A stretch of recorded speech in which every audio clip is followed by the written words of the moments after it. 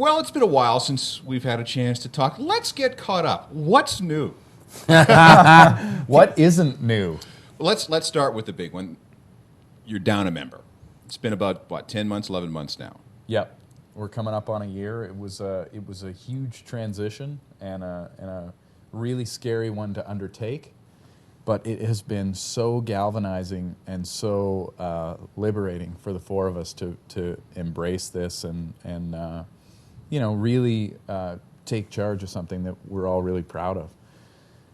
So it was something we couldn't imagine doing, and now that we've done it, we're feeling really good about it.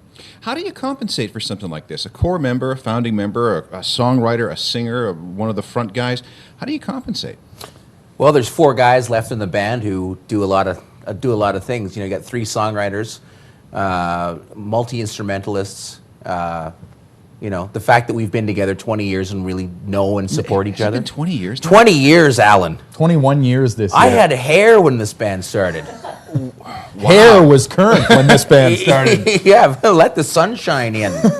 But we're really there for each other. And so the compensation is we're way more into it than we've been in the last 10 years. We really want to come to the table and kind of continue the legacy of Barenaked Ladies. Well, you're up to album number 11, and it's called All in Good Time. It's coming out on March the 30th. Just heard the single. So let's talk about the new album, where it came about, how it came about, who did all the writing, and that sort of stuff. Well, it is album number 11, and it goes all the way up to 11, which is very exciting. Is there any doubly on it? There's no doubly. Change is good, especially in a creative process. And this was a really great opportunity for me to really stretch as a writer personally. I think Steve and I wrote together for 2 decades, and we produced a lot of great stuff.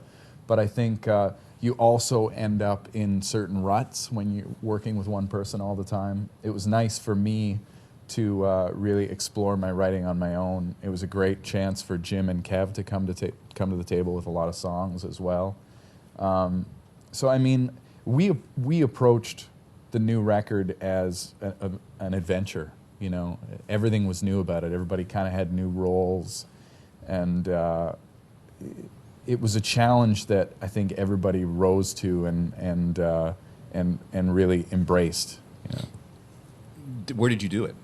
We did it here in Toronto, and we did it with a longtime friend and co-conspirator Michael Philip Voyevoda, who produced our first record. He did our kids' record. He mixed our live record 10 years ago.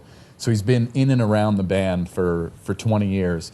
So, we felt like we had such a learning curve in figuring out what the 4-piece was going to be.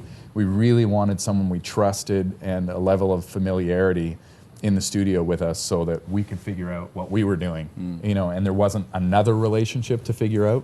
It was great, too, because he really let us, find ourselves during the process. Also, he tends to be an experimental guy by nature, so it really felt like this time we could try anything we wanted, and we did. Yeah, and, I would say beyond even letting us be experimental, he really pushed us. Yeah, exactly. To be everything that he knows we are.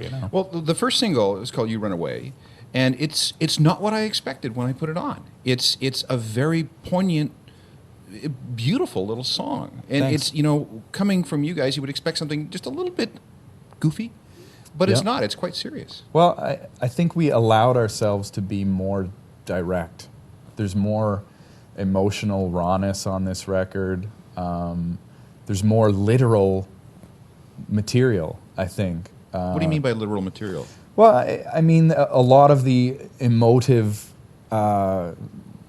lyricism on this record is very close to the bone. And I think I allowed myself to go there this time. I think I've often tried to mask what I'm saying through several filters and layers, and this time I was just like, I just came out with it. Why? Is it age? Is it the change in the band? What would prompt something like that? It was intense. We had an intense couple of years there. A lot went down with, all the stuff surrounding Steven, and then Ed had a plane crash, and Ed's mom died. I broke a fingernail. It was intense, but no, there was a lot of really heavy stuff that went down. And for when I first heard the demos that Ed had written, it sounded to me like he'd taken his heart and just put it on the page, and that was really refreshing for me to hear. You know, and I'm in the band, just to hear this honest, straightforward expression of emotion and feelings. And the same with with Jim and Kevin as well. Their song's very personal, and I think you could say that it's our most personal album yet. Can you take us through some of the song titles? Well, the first single you already mentioned is called "You Run Away." Funny enough, the album is titled after a song that Kev brought to us called "All in Good Time," which is a beautiful song. We did a great version of it. It's not on the record, but we loved the title, and it really spoke to what's going on with us right now. You know, the first thing we did kind of was go into the studio and try to figure out what we were and what this thing was going to be. But it's been a while. You know, we finished the record in early summer. Mastered it in August, and it's not coming out till March. So we've been jonesing. We've been sitting around going, when is this going to come out? We got to get it back out there. I think one of the great things about the record too is there's a bit of a division of labor in terms of singing. We've always had lots of we're known for our vocals in the band, but you hear all of our voices on this record, and including some songs where Kevin and Jim sing leads. So I'm really excited about that as well. There's just more diversity. There's a song, Ed co-wrote a couple of songs too with Ian Lefevre, a great guy in Toronto here, has a band called the Hundreds and the Thousands, is that correct? Yeah, Hundreds and Thousands. He was in Starling before that, and just a great guy, good friend of mine. One song I'm thinking about today on this frigid day is Summertime, song about pushing through a tough, cold winter and making it into the summer. We're all holding on for summer, and that's kind of metaphorical too. If you look back at our last couple of years, or in the wilderness a little bit, and just trying to push through for that time when we're all together. And you mentioned something earlier that you went into the studio with the need to figure out who you are. Who are you guys now? Everybody's going to have an impression of who the Barenaked Ladies are or were. Who are you now? 11 albums and 21 years deep.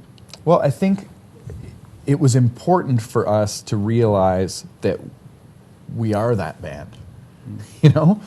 That's our legacy, that's our foundation, and this is a new chapter for the band.